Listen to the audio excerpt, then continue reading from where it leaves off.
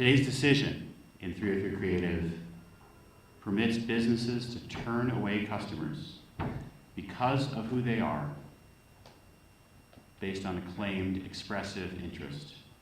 This radical opinion is far outstep of the will of the American people and our values as Americans. It is a significant departure from decades of established cases that all uphold the principle that our nation is committed to equal justice for all. That's inscribed on the U.S. Supreme Court. Justice Sotomayor, in her dissent, made loud and clear that members of the LGBTQ community deserve to be treated on the same terms as everybody else. This opinion undermines that right.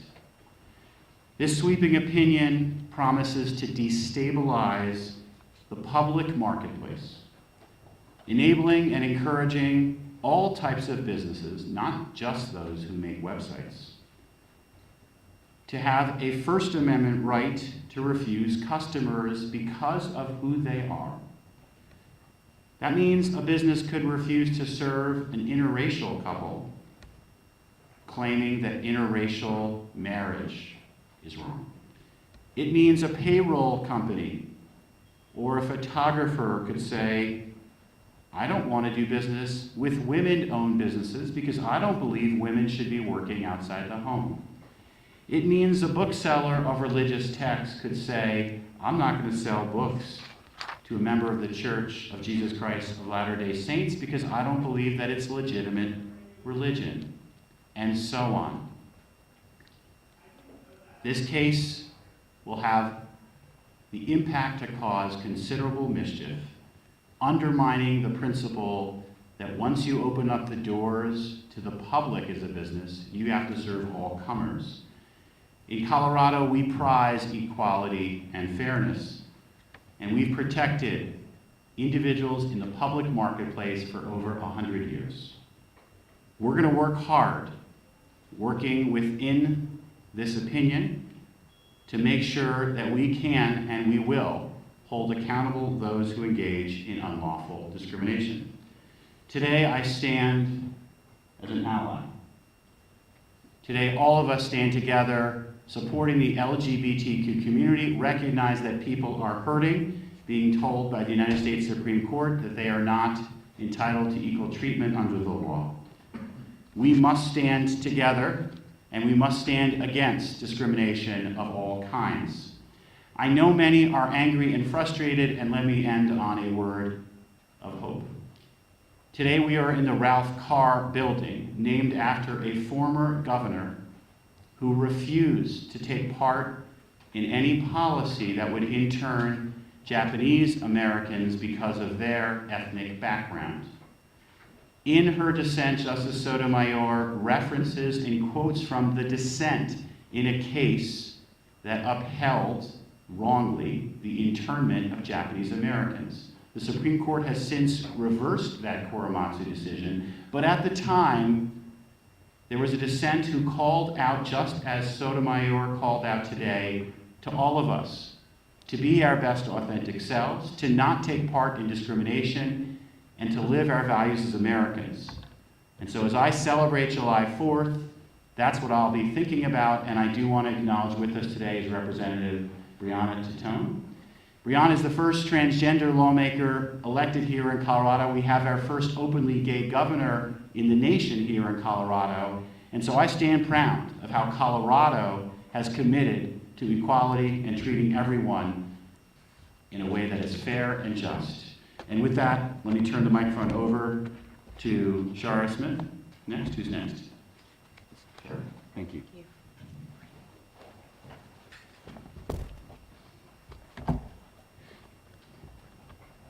Good morning. My name is Shara Smith, S-H-A-R-A-S-M-I-T-H. My pronouns are she, her. I'm the CEO of the Interfaith Alliance of Colorado. I'm joined by Rabbi Joe Black of Temple Emmanuel, Kurt Kaufman, Ministerial Associate at First Baptist Church of Denver, interfaith leader Marcella Shefflin, and Reverend Dr. Jenny Witcher of Juniper Formation of the United Church of Christ. The Torah states, "Love your neighbor as yourself." The Christian Bible states, "Therefore, let us stop passing judgment on one another. Instead, make up your mind not to put any stumbling block or obstacle in the way of a brother or sister." You know, when I first heard this decision, my immediate thought was, this is bad for the LGBTQ plus community. But then I realized that it's not just bad for the LGBTQ plus community, it's also bad for people of color, for immigrants, for marginalized groups, for all of us. Because this decision allows businesses to use free speech in order to turn away customers they would rather not serve. This decision allows us to bask in the weakness of our biases, our fears, our ignorance, rather than confront them. It allows for the lesser version of ourselves to go unchallenged and calls it free speech. For members of communities that have historically been targeted, whether based on sexual orientation, race, ethnicity, faith, or other factors, we know all too well what it means to be told, "We don't serve your kind here." We know all too well that these attitudes are not about speech or faith, but about discrimination. International Buddhist scholar and author Dr. Daisaku Ikeda states, "Unless we can build a society that regards human beings not as a means to a goal, but as the goal itself, we will remain forever a society of discrimination, unhappiness, and inequality in a world of animality where the strong prey upon the weak. We will simply repeat the same abusive patterns." Businesses that are open to the public must be open to all. Denying service to someone because of who they are is discrimination, not speech. Now, we all have a right to free speech. We all have a right to practice our own faith traditions and beliefs. However, that does not mean that we are free to deny others their freedoms based on our own biases. No one should face discrimination because of who they are or who they love. As members of the faith community, we are deeply saddened by this decision and will continue to work together with those who are routinely targeted for hatred and discrimination to let them know you are loved, you are seen, you are welcome. Dr. Daisaku Ikeda summed up what I think is an important point for us to all remember in this moment.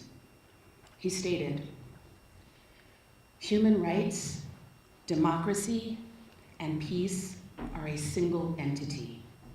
When one disintegrates, they all disintegrate. Leaders in all spheres of society must engrave this truth in their minds. Everyone has a right to flower, to reveal his, her, or their full potential as a human being, to fulfill their mission in this world. You have this right, and so does everyone else. To scorn and violate people's human rights destroys the natural order of things. We must become people who prize human rights and respect others. Shalom Aleichem. Assalamu alaikum.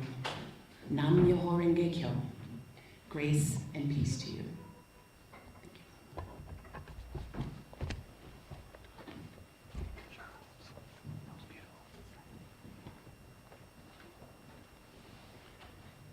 Thank you, Shara. We'll now hear from Rex Fuller. Hello, my name is Rex Fuller, R-E-X, F-U-L-L-E-R. I use he, him pronouns, and I am the CEO of the Center on Colfax, which is Denver's LGBTQ community center. And this decision is outrageous.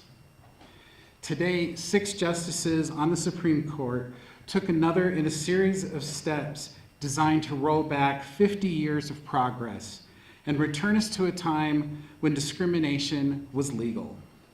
The court just said it's fine to discriminate against anyone you don't like as long as you use your religion as an excuse.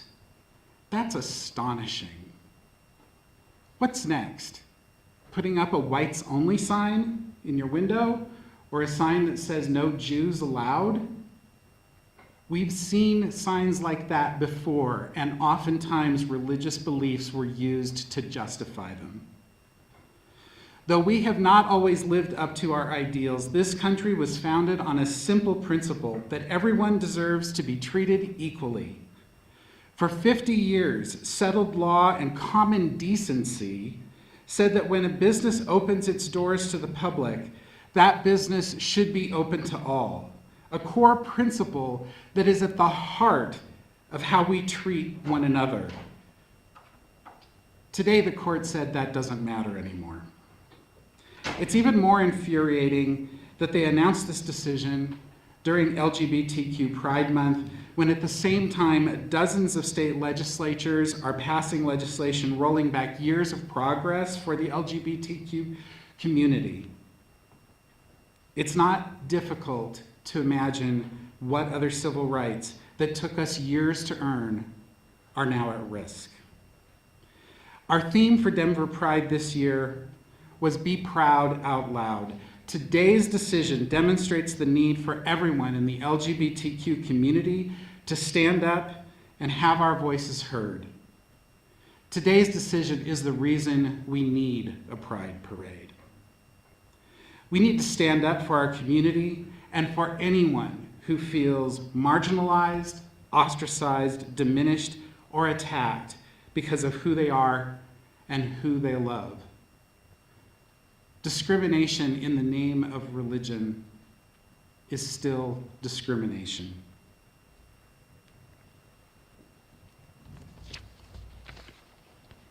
Thank you, Rex. AJ from the LGBTQ State Chamber of Commerce.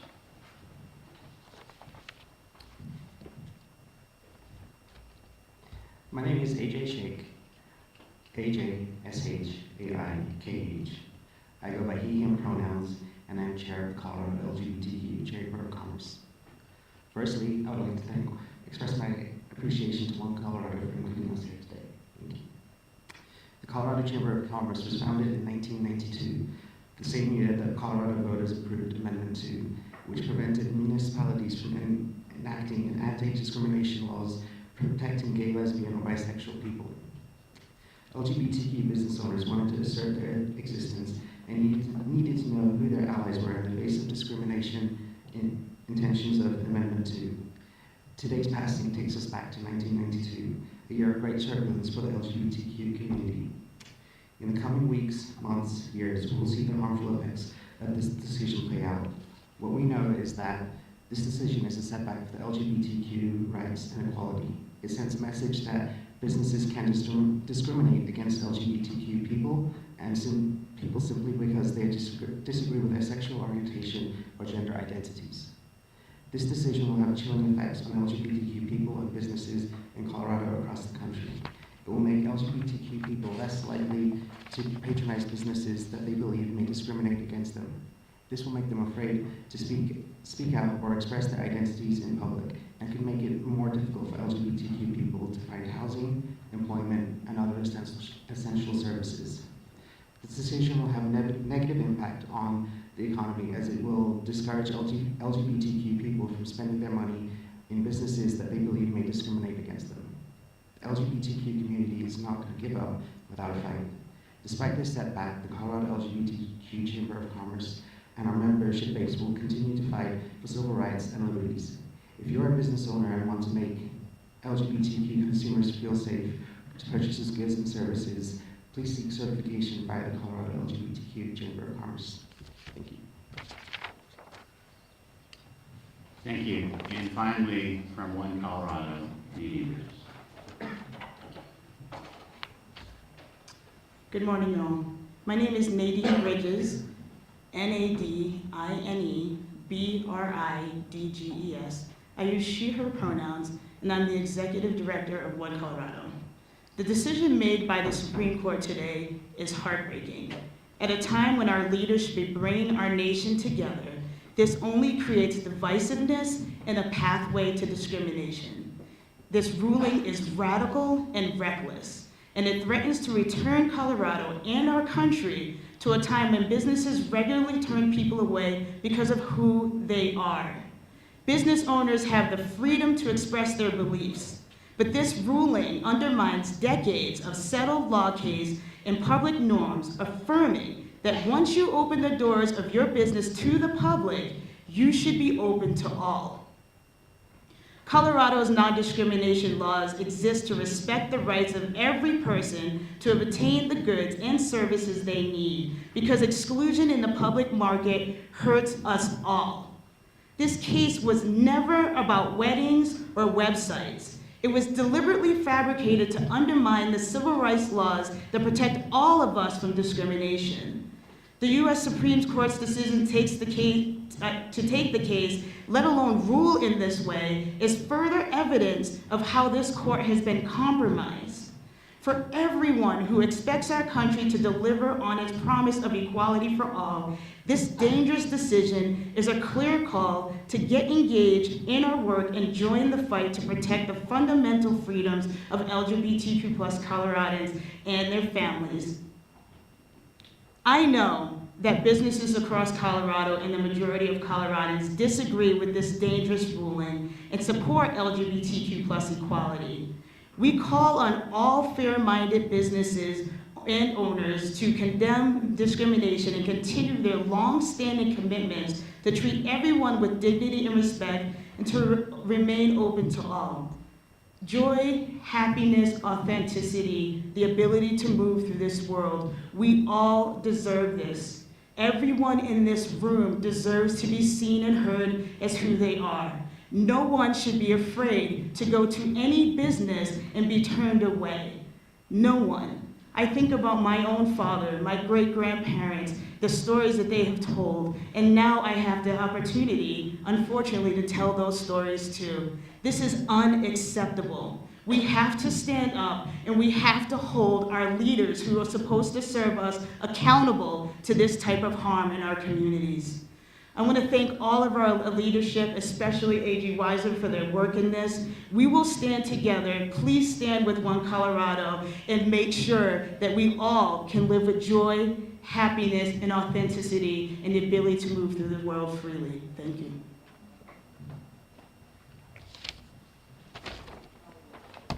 We would now take any questions from members of the media. Yes. Hi, Quentin Young from Colorado. What specifically might you suggest as a potential state response, a legal response to this ruling? And I open that question to other organizations. What kind of civic or nonprofit responses might you suggest in response? Thank you, Quentin. I wanted to underline what Nadine said. The most important response to this ruling is for every business, every nonprofit to say proudly, we serve everyone. As Justice Sotomayor's dissent makes plain, everyone has a choice and everyone has a responsibility towards our nation's highest ideals. Those ideals are of inclusion, that we see everybody and that love is love. That's the most important response we can show here as individuals, as businesses, as leaders, as allies. On the legal front, we are going to do all we can to work to limit the impact of the decision and ultimately to overturn this decision.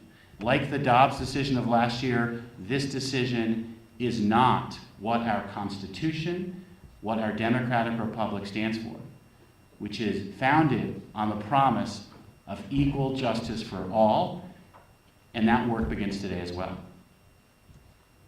Michael Carlick, Colorado Politics, and I was at To follow up on that, is there a way in your view to amend the accommodations clause of CADA to both provide a greater degree of protection that exists as of this moment, but also abide by the court's decision?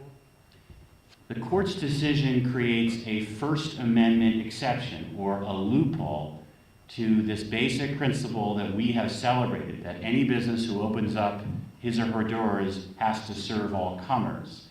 We're going to work to limit the impact of that loophole as much as possible, but from what we have seen thus far, we don't see any need to change the nature of our anti-discrimination laws. Yes? There's a, as I'm sure you're aware now, in the case, the plaintiff said that she got a request from a couple. That person has now said that they have submitted the request. Were you aware that there was confusion around this and about her claim? Our position in this case has been there is no website development happening. There is no business operating. This was a made-up case without the benefit of any real facts or customers. The Supreme Court, in our view, should never have decided this case or addressed the merits without any basis in reality. We are, unfortunately now, in the aftermath of the decision, having to deal with it, but in terms of what the Supreme Court should have done, it should not have decided this case. So are you saying that request was fabricated? I don't know any of the details around the specifics, but what I do know is that unlike cases where you actually have facts that involve real customers and real decisions, in this case, there were no customers. There were no websites made. There was no business. Unfortunately, when you have hypothesized facts, you don't tend to get the same quality decisions because it gives the court a lot of leeway that facts can actually lead to better decisions and make clear what's at stake. The problem also, when you have people being turned away, you have real victims. This case, the victims were not seen in the court's majority opinion. Justice Sotomayor sees and names from Stonewall to the present the history of discrimination that this case will then give license to. Because there was no one turned away in this case, we didn't actually have to struggle with the people who are going to suffer from the outcome. Can you talk a little bit about the difference between expressive speech that's now protected and providing ordinary commercial services? This case is an invitation to more litigation and mischief because it invites businesses to say, whoever they are, that they have this expressive interest that creates a loophole. We don't yet know how broad that loophole will be or what qualifies. It is clear this decision is not limited to one group, LGBTQ individuals. It's not limited to one type of expressive service, a website.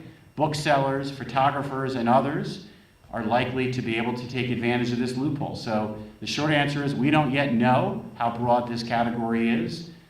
Our work to protect equality and to limit the damage from this decision will start today. In Justice Gorsuch's opinion, he repeatedly referenced that the state stipulated that Ms. Smith would not turn away customers because of their sexual orientation, and yet what you're arguing to the Supreme Court in here today is that this decision will have the effect of turning away people based on their sexual orientation. Why would you stipulate to that if you believe that that is what she was fundamentally trying to do here? This case has spanned multiple administrations. Stipulations go back before I was Attorney General, so I can't speak specifically to them, but here's what I can say.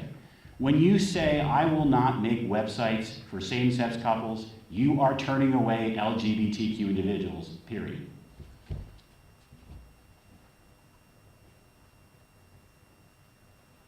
So what happens next legally, Attorney General?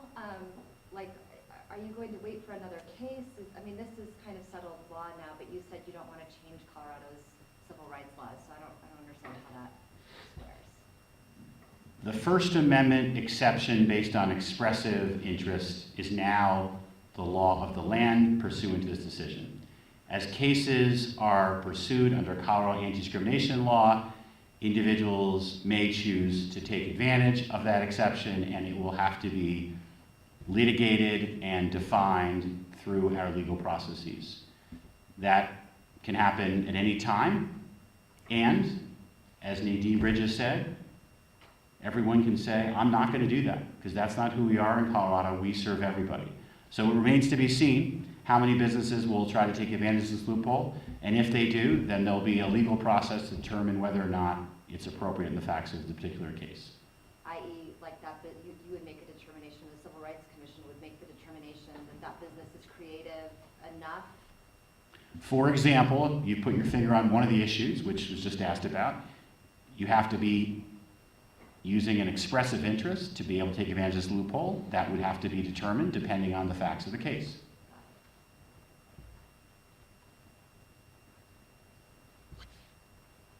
Any final questions?